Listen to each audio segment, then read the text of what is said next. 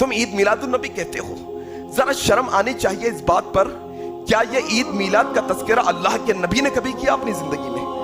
جاؤ ساری کائنات کے بڑے بڑے جتنے فقیہ ہیں، جتنے لوگ عید میلاد کا تذکرہ کرتے ہیں، ایک چھوٹے سے طالب علم کا ایک چیلنج ہے. ابو بکر صدیق رضی اللہ تعالیٰ عنہ نے خلافت سنبھالی، کیا عید میلاد منائی اپنی خلافت میں؟ جاؤ عمر بن الخطاب کی 10 سال کی. کل ہی ایک صاحب نے مجھ سے پوچھا میلاد منانا کہاں لکھا ہوا ہے؟ میں نے کہا سنیوں کی قسمت میں لکھا ہوا ہے. اس لیے کہ ہم نے تاریخ میں دیکھا ہے کہ جب رسول مکہ میں آئے تو وہاں قسمت والے، ایمان والے نہیں تھے. اس لیے ہو سکتا ہے انہوں نے ظاہری خوشی نہیں منائی، لیکن مدینے والوں کی قسمت میں تو ایمان تھا. جب رسول نمودار ہو رہے تھے، ارے میاں انہوں نے تو دف بجا بجا کر کے اپنے نبی کا استقبال کیا. تم تو صرف ہمارے جھنڈوں پر اعتراض کرتے ہو. ابھی تو ہم نہ ڈھول اٹھائے ہیں نہ دف اٹھائے ہیں. مدینے والی بچیاں دف بجا کر کے میرے نبی کا استقبال کر رہی تھی. اور میرے آقا نے اگر یہ بدعت اور شرک ہوتی تو مدینے والوں کو کہتے لے جاؤ اپنے دف اندر، یہ سب کیا کر رہے ہو. بلکہ صدیق اکبر فرماتے ہیں حضور نے خوشی کا اظہار فرمایا. پتہ یہ چلا میلاد منانے والوں سے میرے آقا بھی راضی ہوتے ہیں. کائنات کے رب کی قسم ہے، ذخیرہ حدیث سے، ذخیرہ تاریخ سے کوئی مولوی، کوئی عالم ایک دلیل نہیں لا سکتا عید میلاد پر کہ صحابہ نے منائی ہو، تابعین نے، تبع تابعین نے منائی ہو. ہاں میں تمہیں دلیل لا کے دے سکتا ہوں، ہاں میں تمہیں دلیل دے سکتا ہوں کہ انہوں نے منایا، کہ جن کے تم آج دعوے کرتے ہو کہ ہم شیعہ سنی بھائی بھائی ہیں، ان شیعوں نے منایا، فاطمیوں نے منایا، عبیدیوں نے منایا. ہمارے پاس اس کے دلائل موجود ہیں. لیکن اللہ کی قسم نہ ابو بکر نے منایا، نہ عمر نے، نہ عثمان نے، نہ علی نے، نہ دیگر صحابہ رضی اللہ عنہم وارضا، کسی نے نہیں منایا. تاریخ شاہد ہے. ایک دلیل اس پر کائنات کا کوئی مولوی نہیں دے سکتا. انشاءاللہ قیامت کی صبح جائے گی. اب آپ مجھے بتائیں کہ ایرے غیروں کے بچے پیدا ہو تو خوشیاں کی جاتی ہے، کہیں تھوڑی کہیں زیادہ، لیکن خوشیاں تو ہوتی ہے یار.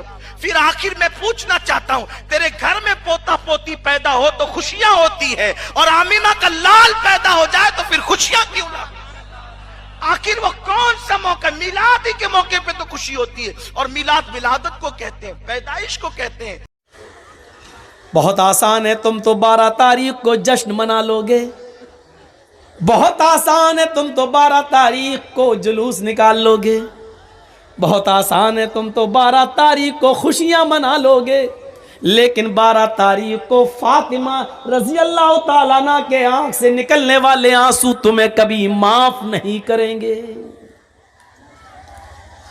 یہ 12 تاریخ تھی، ربیع الاول کی 12 تاریخ تھی. ہم اپنی 12 تاریخ پہ نظر ڈالیں اور اس 12 تاریخ پہ نظر ڈالیں، اور کچھ کہنے کی ضرورت ہی نہیں. حالات ہمیں اس کہنے کی اجازت بھی نہیں دیتے ہیں. میرے بھائیوں سنو کیا کہتی ہیں فاطمہ، وا کر بابتا منا جا برب بندہ.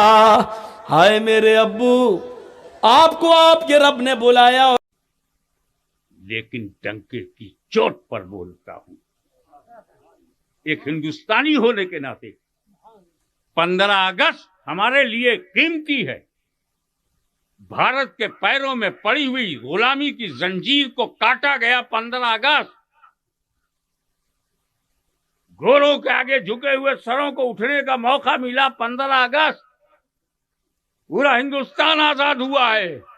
کوئی ہندوستانی اس دن کو بھول نہیں سکتا، ہر سال اس دن کو یاد کرے گا.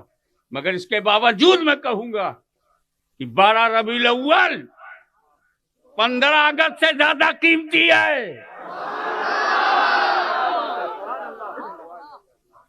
وہ اس لیے کہ 15 اگست کو ہندوستان آزاد ہوا ہے، 12 ربیع الاول کو سارا جہان آزاد ہوا ہے. एक रिवायत यह है जिस दिन बीबी आमना के घर में विलादत हुई, हजरत अब्दुल मुत्तलिब तवाफ कर रहे थे किसका? खाने काबा का। ये सुबह सादिक की घड़ी है। कायनात में कोई मेरे मुस्तफ़ा के मुतालिक सलाम करे न करे, सलाम के मुतालिक दलील पूछे न पूछे, ऐ सुन्नियों मैं तुम्हें बताऊं, उस दिन हजरत अब्दुल मुत्तलिब कहते हैं अभी मेरे तवाफ के फेरे मुकम्मल नहीं हुए थे, मैंने खाने काबा की छत पर देखा, वो आमिना की घर की तरफ झुका हुआ नजर आ रहा था। अब मैं तू कहता मैं नबी का मीलाद ना मनाऊं? अरे बदबख्तो, नाफरमानी तेरी किस्मत, हम तो मचल के मनाएंगे, क्योंकि जब तक नबी ना आए थे हम खैर उम्मत न थे। इसीलिए तो हम बरकते मीलाद का फैज लेते हुए कह रहे हैं कि मीलाद हम इसलिए मनाते हैं क्योंकि हम मनाने के इंटाइटल हैं, because we are the greatest followers then all. हम मासूमाना सवाल जब इनसे करते हैं कि बताएं कि जब मौला अली कूफा शिफ्ट हो गए, दारुल खिलाफा उन्होंने कूफा शिफ्ट कर दिया, और मौला अली वो है कि जो 3 खुलफा के साथ नायब की हैसियत से रहे और चौथे नंबर पे खुद खलीफा बने, कोई हदीस को छुपी रह गई थी तो उन तक तो पहुंच गई। तो जो 5 साल कूफे में मौला अली रहे, तो वो जो 5 साल 12 रबीउल अव्वल का दिन आता था, उसमें जो मौला अली जलसा करवाते थे कूफे की बड़ी जामिया मस्जिद के अंदर, उसमें मेहमान खुसूसी कौन होता था? ये आगे से कहेंगे हैं एक करता है सवाल जी, इस नहीं होएगा जो तुसी ऐ करके साढ़े इश्क नू चैलेंज करोगे, फिर असी तो इंज ही पूछांगे कि मौला अली जो है वो नात किससे पढ़वाते थे कूफे की जामिया मस्जिद में, तो आपको चेहरा लटका के जी उस जमाने से कुछ नहीं से होता। तो जो काम उस जमाने में नहीं होता था वो आप शुरू करके और उसकी बुनियाद में बाकी तमाम मकादमे फिक्र को गुस्ताख डिक्लेयर करें, और जब जुडिशरी में बात पेश हो यानी हमारी अदालत, तो कहें कि नहीं जी हम तो इससे मुस्तहब समझते हैं, अगर कोई नहीं करता हम उसे कोई गुस्ताख नहीं कहते। तो सर फिर आप ये शेर जगह जगह लिख के क्यों लगाते हैं? निसार तेरी चहल पहल पर हजारों ईदे ए रबीउल अव्वल, सवाए इबलीस के जहां में सभी तो खुशियां मना रहे हैं।